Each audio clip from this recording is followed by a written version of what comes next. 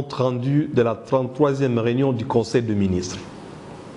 La 33e réunion du Conseil des ministres s'est tenue ce vendredi 29 mai 2020 par télétravail sous la présidence de Son Excellence Monsieur le Président de la République, chef de l'État. 5 points étaient inscrits à l'ordre du jour, à savoir communication du Président de la République. Point d'information. Approbation d'un relevé des décisions du Conseil des ministres. Examen et adoption des dossiers. Examen et adoption de projets de texte. S'agissant de la communication du Président de la République, elle a porté sur 4 points.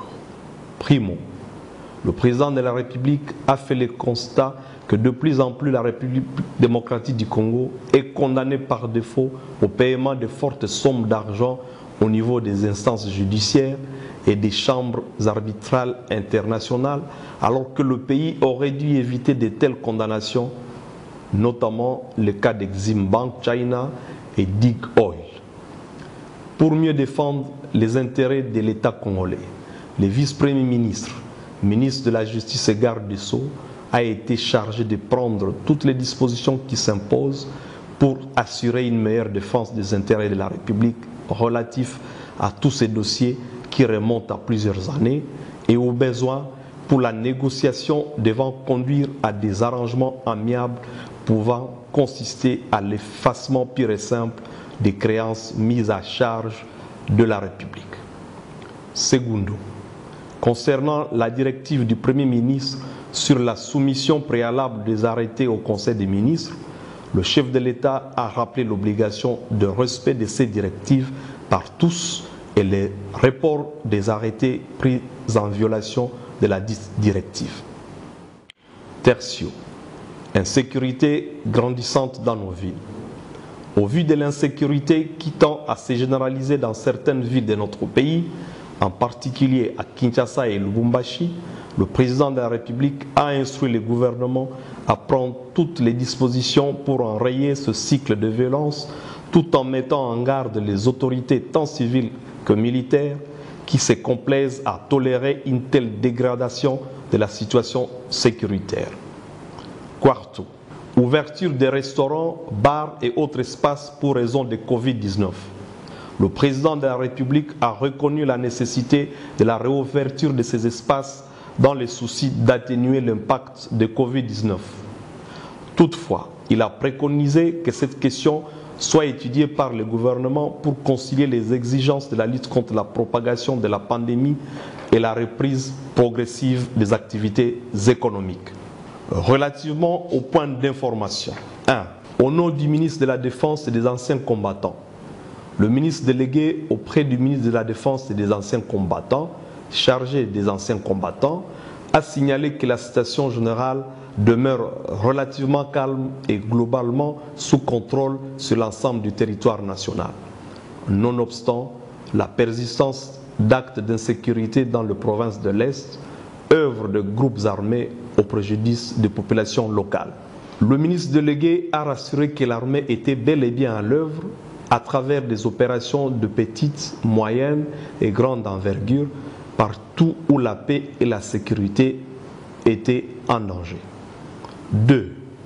Évolution de la situation de la pandémie à Covid-19. Se penchant sur la situation épidémiologique, le ministre de la Santé a brossé les tableaux de la pandémie entre le 10 mars et le 25 mai 2020. Il a été fait l'état au plan national de 2545 cas confirmés, 68 décès et 365 cas de guérison. Le ministre a déploré la multiplication malheureuse des incidents contre les équipes de la riposte, surtout à Kinshasa. Il a annoncé le lancement de dépistage de masse qui a commencé au stade de Martyr. Il a enfin annoncé une dotation des équipes de riposte en matériel et équipement par la Banque mondiale à hauteur de 10 millions de dollars américains, ainsi qu'une donation en médicaments par le gouvernement indien. Complétant le ministre de la Santé, le coordonnateur du secrétariat technique de l'équipe de riposte au Covid-19 a déploré les relâchements observés dans les chefs de la population en ce qui concerne les mesures barrières. ce qui engendre de nouveaux foyers de cette pandémie, notamment à la prison de Ndolo et dans la zone de santé de Limete, où femmes et enfants se réunissent notamment en prière à plus de 20. En marge de cette présentation, diverses préoccupations ont été soulevées par les conseils, notamment sur l'efficacité de l'Artemisia, la décentralisation des laboratoires spécialisés au plan national, l'évaluation des mesures de la gratuité de l'eau et de l'électricité, la reprise des cours dans les provinces non contaminées et celle des seules classes terminales dans les provinces affectées, la problématique du protocole de soins relatif au Covid-19, la faible exécution de mesures édictées, la stigmatisation, le manque d'information, les mesures de prévention. Sur toutes ces questions, le Conseil des ministres a engagé le ministre de la Santé et les ministres sectoriels à approfondir chacune d'elles en vue de trouver des mesures idoines.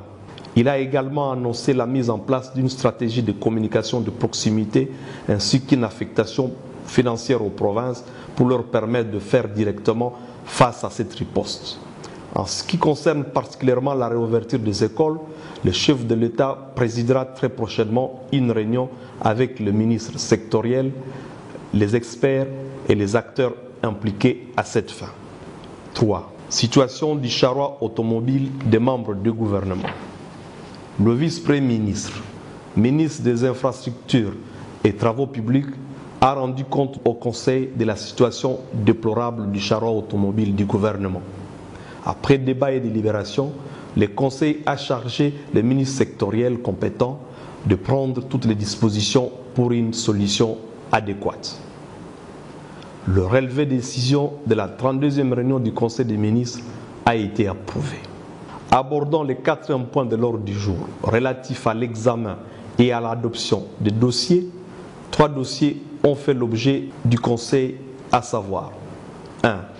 État des lieux de la réforme relative au basculement du budget moyen vers le budget programme et à la restructuration des services en charge.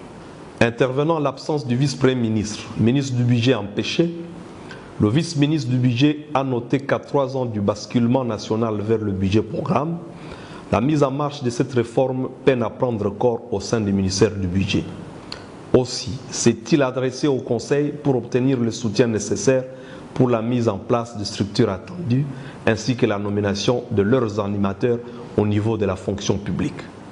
À l'issue du débat, le Conseil a adopté la proposition du ministère du Budget, la création par décret du Premier ministre de directions concernées et la proposition de nomination de leurs animateurs, tout en demandant que la poursuite de cette réforme se fasse de manière irréversible. 2.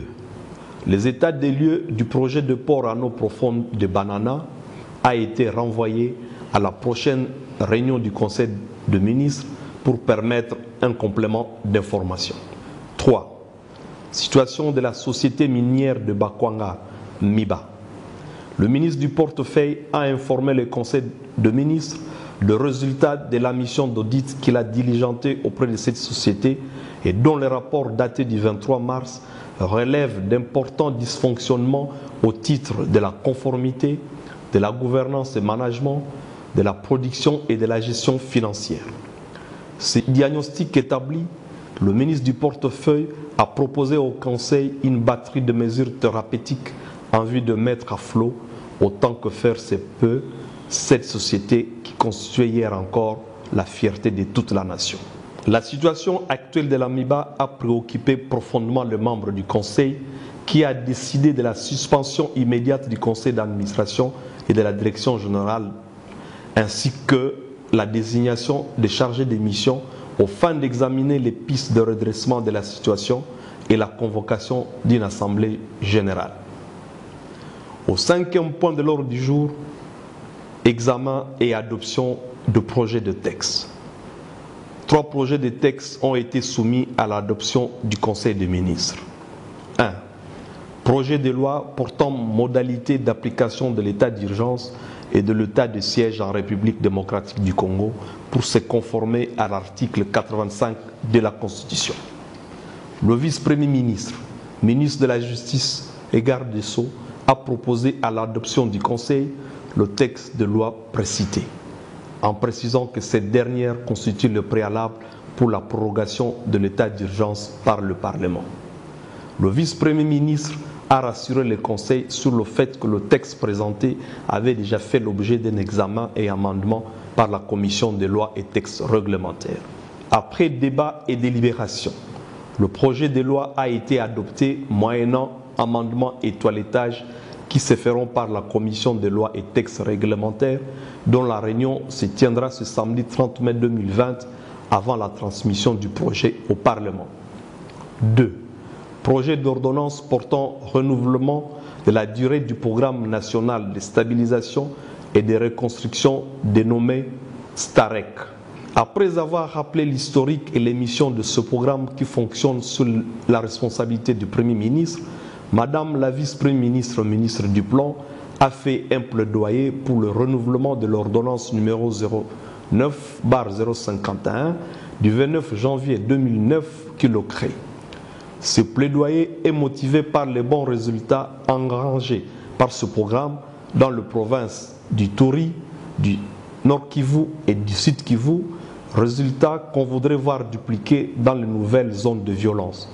Surtout que STAREC bénéficie toujours de l'appui de la stratégie internationale de soutien à la sécurité et à la stabilisation, ISS, et celui de l'unité d'appui à la stabilisation, UAS, de la MONUSCO. Au terme des échanges qui ont porté pour l'essentiel sur plusieurs propositions d'amendement, ce projet d'ordonnance a été adopté par le Conseil des ministres. 3. Projet d'arrêté interministériel portant fixation du tarif de vente d'électricité par la société Congo Énergie SA. Conformément à la loi du 17 juin 2014 relative au secteur de l'électricité telle que modifiée par la loi du 13 décembre 2019, le ministre d'État, ministre des Ressources hydrauliques et électricité, a présenté et sollicité au Conseil l'autorisation de co-signer avec le ministre de l'Économie nationale l'arrêté interministériel de fixation des tarifs d'électricité en faveur de Congo Énergie. Après débat et délibération, le Conseil a autorisé la co-signature du dit arrêté. Commencé à 12h50, la réunion a pris fin à 21h. Je vous remercie.